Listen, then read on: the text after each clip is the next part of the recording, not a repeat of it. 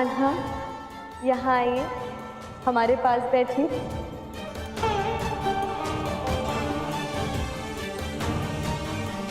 मेरे कान्हा, यहाँ होकर भी यहाँ नहीं।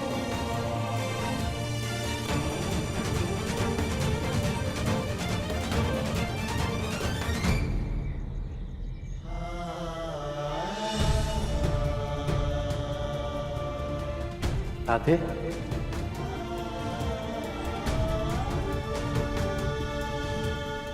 अपने संतान को कष्ट में देखकर जगन्नाथ का दुखी होना स्वाभाविक है। हे महेंद्र इंद्र के स्वामी, आप तो अकाल को पलक झपकते ही मिटा सकते हैं। जगन्नाथ हूं, असंभव तो कुछ भी नहीं है मेरे,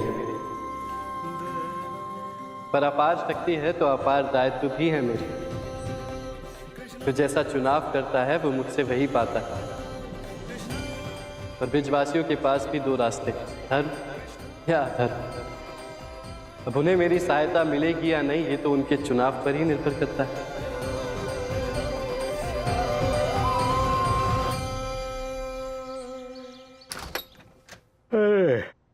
कितनी बार कहा है रात को सोने से पहले मेरे सिराने पीने का पानी रख दिया करो, फिर भूल गई। मोए का जानू करती रहती है।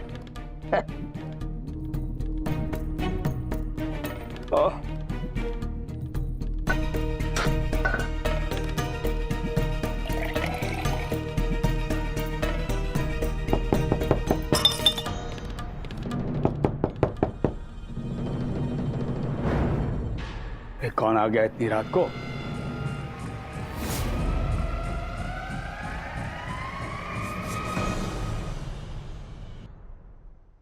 पानी कैसे सूख गया?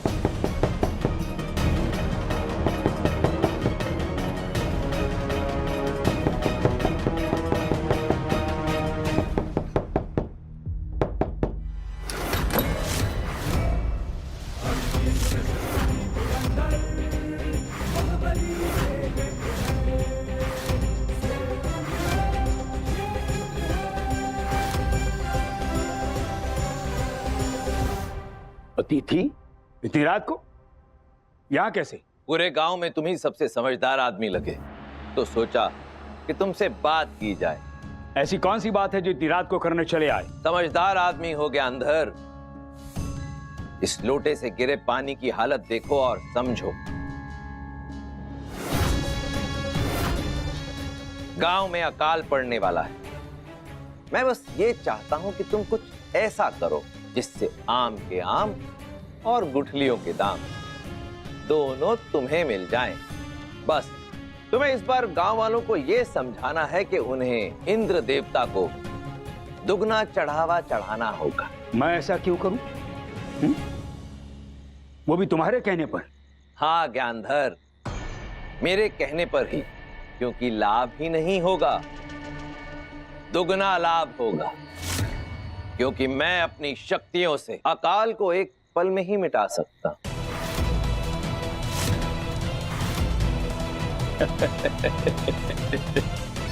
मैं तुम्हारी बात पे विश्वास क्यों करूं? मोए का जानू अतिथि, इतनी रात गए पूरे गांव में एक स्वामी ही मिले मूर्ख बनाने को। इस प्रकार से मिलने वाले लाभ को कोई मूर्ख ही ठुकराता है ज्ञानधर। और मैं जानता हूं कि तुम मूर्ख नहीं हो। चलो एक काम करो, तुम मुझे मेरा हिस्सा तब देना जब अकाल के बाद मैं पहली वर्षा कर पाऊं।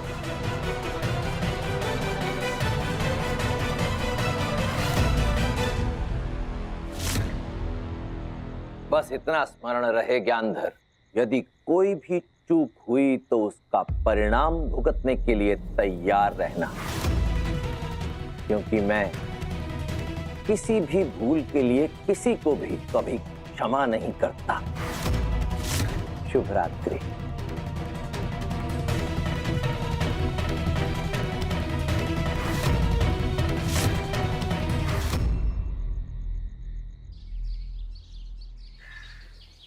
पानी की एक बूंद भी नहीं है।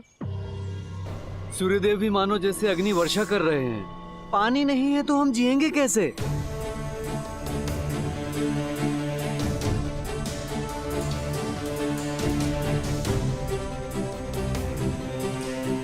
ये आपने क्या किया देवराज इंद्र? ये तो अंत का आरंभ है, और यदि इस आरंभ का अंत करना है तो जगदीश्वर गोपाल को चमत्कार दिखाने सामने आना ही पड़ेगा। ऐसे बर्बाद हो जाएंगे। कैसे होगा? बर्बाद हो जाएंगे हम लोग तो। अकाल पड़ गया। अरे शांति शांति शांति। देखो मैं जानता हूँ चिंताजनक बात है ये, उपाय चाहिए ना? हाँ उपाय चाहिए। तो चलो प्रभु के पास आओ। चलो।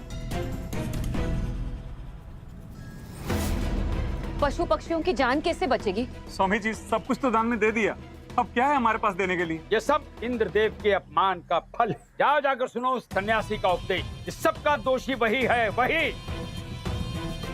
ये देखिए आ गए।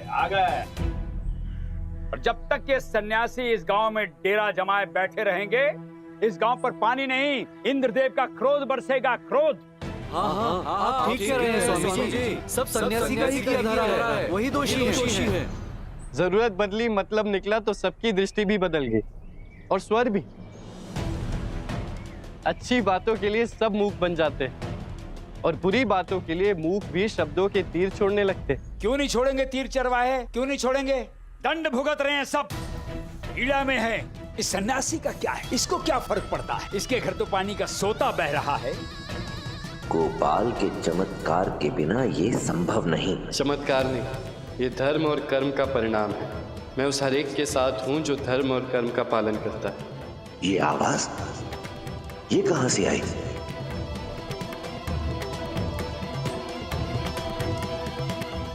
आडंबर और स्वार्थ से कभी किसी का भला नहीं होता। ये बात गांव वालों को भी समझनी होगी और देवराज इंद्र को। केवल चमत्कार का वादा करते हो या करवा भी सकते हो?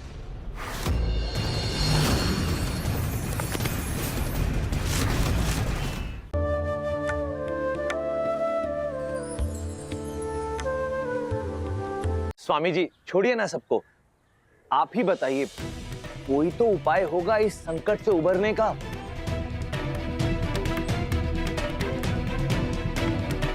हो। कैसे उभरेंगे? कैसे उभरेंगे? देवराज इंद्र इतने क्रोधित जो हैं। हाँ, एक उपाय है। देवराज इंद्र की विशेष पूजा और 2 गुना चढ़ावा। मेरा विश्वास कीजिए, ये सब ढोंग है। आज कीजिए, इन पर विश्वास कीजिए और झेलते रहिए पीड़ा। कीजिए विश्वास। स्वामी जी सब कुछ तो दान में दे दिया, अब क्या है हमारे पास देने के लिए? अब तो कुछ भी नहीं बचा आपको देने के लिए। मेरे पास एक उपाय है, मैं अपनी जमीन गिरवी रख दूंगा। मैं भी क्या करूंगा सूखी बंजर जमीन का।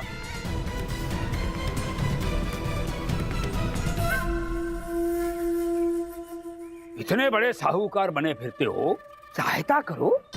एक कम ब्याज पर धन देकर गांव वालों की सहायता करो। देखिए नुकसान तो मेरा भी होगा, लेकिन गांव के भलाई के लिए ये नुकसान सहने के लिए तैयार हूं मैं। तो फिर ठीक है, चढ़ावे के साथ आप सब गांव के कुएं पर जमा हो जाओ, वहीं पर मिलते हैं।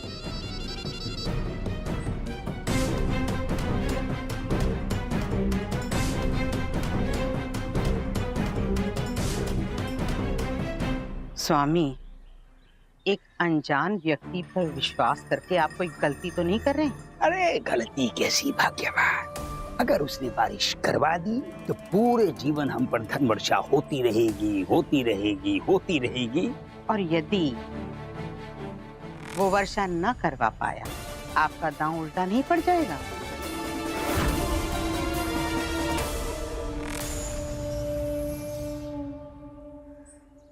गोपाला, पहले सूखा, अब घर जाने की बारी है। बिना सामने आए आप कैसे रोकेंगे ये सब?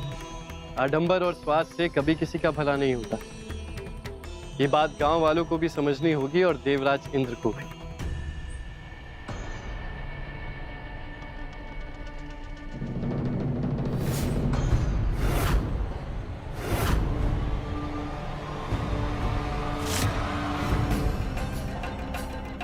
केवल चमत्कार का वादा करते हो या चमत्कार बमत्कार करवा भी सकते हो? सोच लो, नहीं तो ये जो हैं ये सोचने लायक नहीं छोड़ेंगे।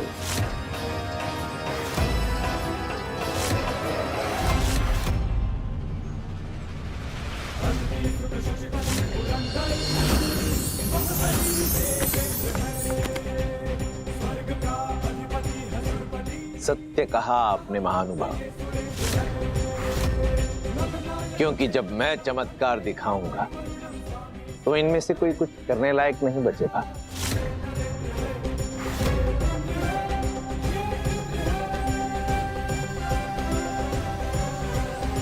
अरे प्रभु, एक ही काफी नहीं था जो दूसरा भी आ गया है, इससे भी सावधान रहना होगा। जैसे लोहा लोहे को काटता है वैसे ही इसका चमत्कार उस चैतन्य के चमत्कार को काटेगा। अब होगा उद्धार, बेड़ा पार। हे भूदेवी, यमुना देवी, मैं ब्रिज का गोपाल आपका आवाहन करता हूँ। कुछ दिनों के लिए आपको भूमि के भीतर ही बहना होगा, जिससे ब्रिजवासियों को जल की एक बूंद भी ना मिले।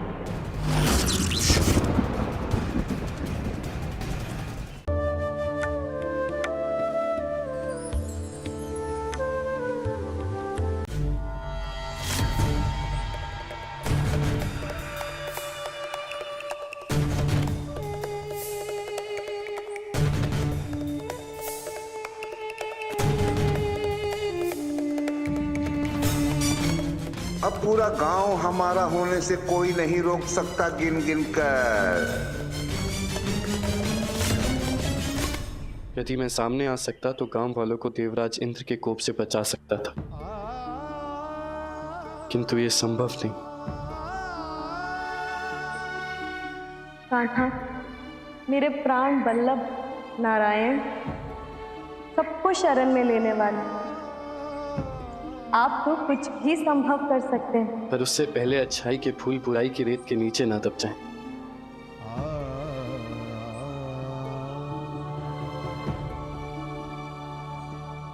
देवराज इंद्र की जय! देवराज इंद्र की जय! आंखें बंद करके भक्ति और श्रद्धा से चढ़ावा चढ़ाएं। देवराज इंद्र स्वीकार भी करेंगे और प्रसन्न भी होंगे।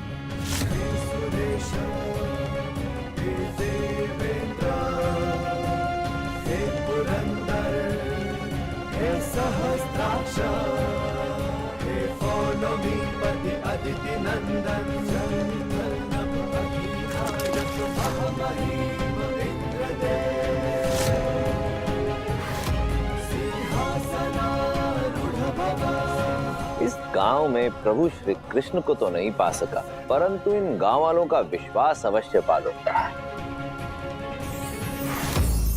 हरि नारायण, श्री हरि नारायण। इंद्रदेव, देवराज हैं आप, समस्त धरतीवासी आप पर निर्भर करते हैं, तो इन गांव वासियों पर ऐसा न्याय क्यों कर रहे हैं आप? देवर्षि नारद, जो लोग पहले से ही स्वयं को ढोंग की चक्की में डाल चुके हैं, वो न्याय अन्याय के विषय में भला क्या सोचें? उन्हें तो बस पिसना है। और वैसे भी इसमें भी एक फायदा है। इसमें भी एक फायदा है? कैसा फायदा देवराज? जब वर्षा होगी तो इन सब गांव वालों को देवराज इंद्र के विषय में पता चलेगा, मेरा महत्व क्या है उसके बारे में जानेंगे, और तब केवल श्री कृष्ण की ही नहीं, मेरी पूजा भी होगी, मेरा भी उत्सव मनाया जाएगा।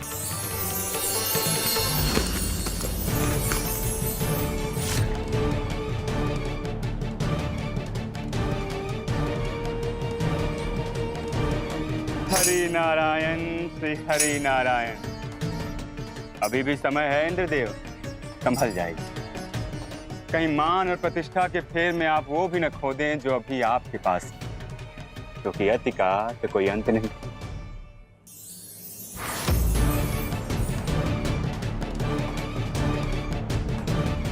अति का अंत तो करना ही होगा। देवराज ने मुझे विवश कर दिया है।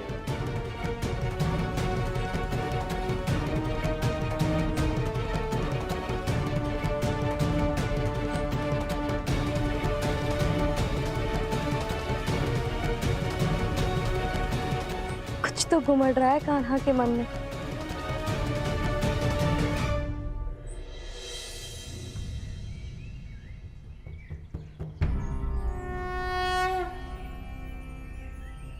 हे भूदेवी, यमुना देवी, मैं ब्रिज का गोपाल आपका आवाहन करता हूं।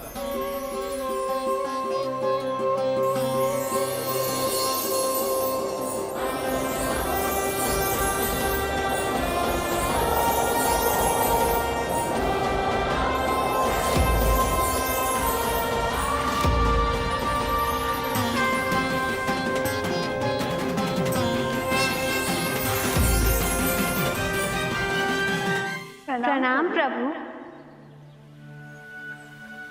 आज आपके दर्शन पाकर मुझे वो घटना याद आ गई जब नंद बाबा मेरी धारा के बीचों बीच से आपको ब्रजधाम ले जा रहे थे। तब आपके चरण स्पर्श का सौभाग्य पाकर ही मुझे शांति मिली। और आज इस युग में भी मैं आपके दर्शन पाकर धन्य हूँ प्रभु। प्रभु आदेश दीजिए। देवी यमुना, कुछ दिनों के लिए आपको भूमि के भीतर ही बहना होगा, बाहर नहीं, जिससे ब्रिजवासियों को जल की एक बूंद भी ना मिले। देवी भूमि, एक भक्त चैतन्य के जल का स्रोत छोड़कर गांव में किसी भी जल के स्रोत को नहीं बहने देना। प्रभु आपकी आज्ञा का पालन होगा, किंतु मन में एक प्रश्न है। हाँ प्रभु, किंतु इससे आपके ही भक्तों को कष्ट नहीं होगा? कष्ट तो होगा, किंतु ममता बरसाने वाली माँ गलती करने पर अपने संतान के कान भी तो खींचती है।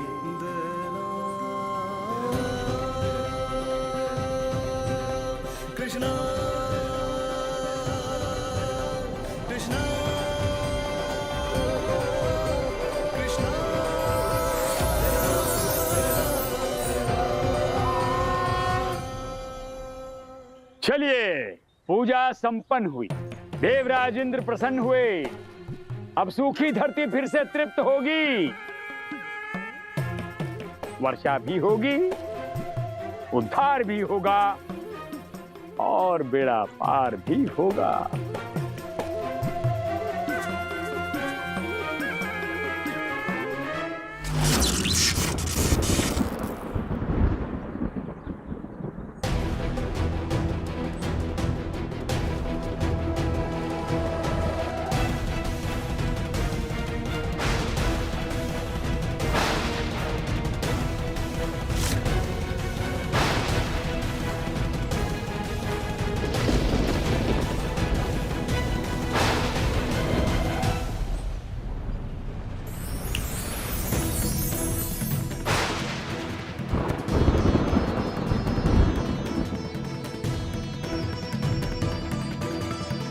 अरे ये कैसा भ्रम था? बादल घुमड़े तो सही, पर बरसे क्यों नहीं?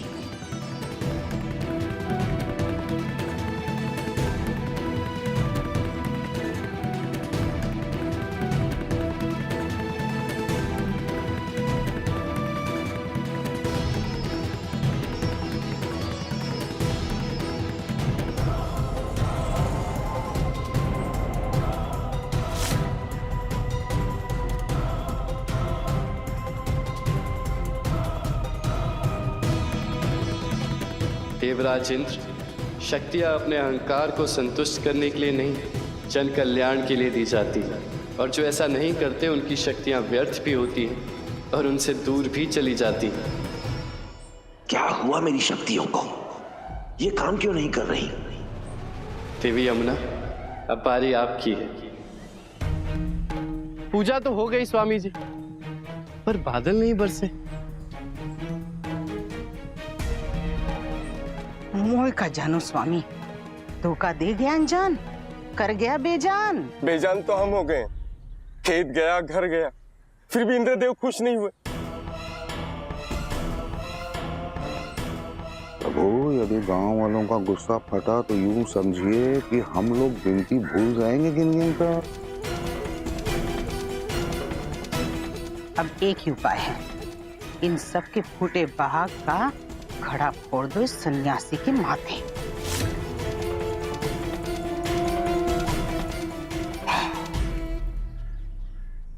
स्वर्गाधिपति देवराज इंद्र की जय जय जय।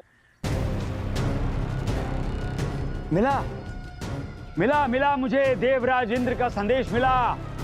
वो कह रहे हैं कि उनके क्रोध की अग्नि इस सन्यासी पर से अभी तक शांत नहीं हुई, तो वो वर्षा कैसे बरसाएंगे? किंतु जल की धारा चैतन्य जी के यहाँ तो बह रही है। लगता है ये संदेश देवता नहीं, दानव दे रहे हैं स्वामी जी को। मोई तो बस इतना जानू भैया कि ये सब इस सन्यासी का किया धरा है। बेचारे निर्दोष गांव वाले क्यों भुगते? गांव वालों, निकाल बाहर करो सन्यासी को यहाँ से। अरे होगा क्या, हम सब मरेंगे। सब क्यों मरेंगे? यमुना जी का पानी पूरी तरह सूख चुका है। अरे सत्यानाश हो गया, सत्यानाश हो गया। आखिरी उम्मीद भी गई। नहीं, उम्मीद है। जल चैतन्य जी से ले लीजिए और इंद्रदेव के क्रोध को और भड़का लें। अगर इस सन्यासी से जल लिया, याद रहे अकाल पड़ने से पहले हम सबकी अकाल मृत्यु हो जाएगी। और अगर अकाल से बचना है तो इस सन्यासी को गांव से बाहर जाना ही होगा।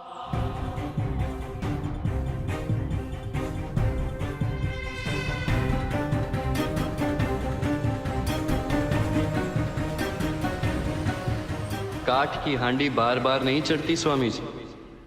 छल कपट का भेद कभी ना कभी तो खुल ही जाता है। बात जब स्वयं पर आती है तो सही और गलत का भेद भी मिट जाता है और तब केवल अपना स्वार्थ दिखाई देता है। ये किसकी मदद से मिला? हाँ, गिन गिन कर। ये तो मेरी पोटली है। चोरी की है इस ढोंगी सन्यासी ने। मेरा विश्वास कीजिए, मैंने कोई चोरी नहीं की है। तो फिर दो अग्नि परीक्षा और करो स्वयं को निर्दोष साबित। गाँव वाले यही चाहते हैं तो यही सही। चैतन्य की अग्नि परीक्षा। आप तो निर्दोष हैं भक्त चैतन्य, दोष तो देवराज इंद्र का है। बात जब स्वयं पर आती है तो सही और गलत का भेद भी मिट जाता है और तब केवल अपना स्वार्थ दिखाई देता है। ये किसकी मदद से मिला? हाँ, गिन गिन कर। ये तो मेरी पोटली है। चोरी की है इस ढोंगी सन्यासी ने। मेरा विश्वास कीजिए, मैंने कोई चोरी नहीं की है। तो फिर दो अग्नि परीक्षा और करो स्वयं को निर्दोष साबित। गाँव वाले यही चाहते हैं तो यही सही। चैतन्य की अग्नि परीक्षा। आप तो निर्दोष हैं भक्त चैतन्य, दोष तो देवराज इंद्र का है।